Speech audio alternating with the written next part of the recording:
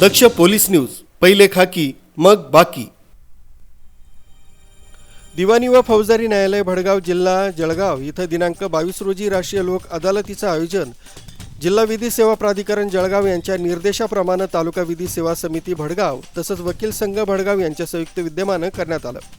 या लोक न्यायालयात दिवाणी फौजदारी प्रकरणं तसंच वादपूर्व प्रकरणं आपसात तडजोडीनं मिटवण्याकरता ठेवण्यात आलेली होती। या लोक न्यायालयात प्रलंबित प्रकरणं 28 व वादपूर्व प्रकरणं 35 असे एकूण 63 प्रकरणं निकाली काढण्यात आली। या प्रकरणात एकूण 44,01,131 रुपयांची रकमेची तडजोड करण्यात आली। लोक अदालतीचे पॅनल प्रमुख म्हणून व्ही.एस. मोरे दिवाणी न्यायाधीश, कस्तर भडगाव, प्रा.व्ही. राजळे सह दिवाणी न्यायाधीश व पॅनल सदस्य म्हणून ॲडव्होकेट व्ही.आर. महाजन यांनी कामकाज पाहिलं।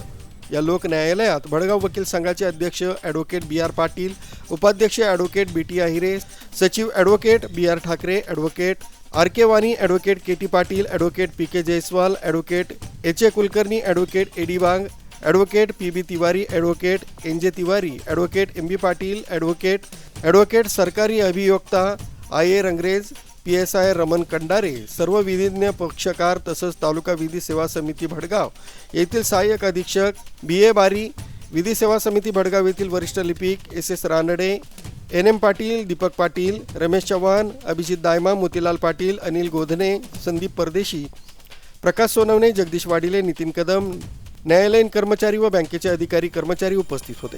तसंच ग्रामपंचायत व नगरपालिका यांचे कर्मचारी देखील उपस्थित होते। वरील सर्व उपस्थितांनी लोक न्यायालय यशस्वी होण्यासाठी प्रयत्न केले।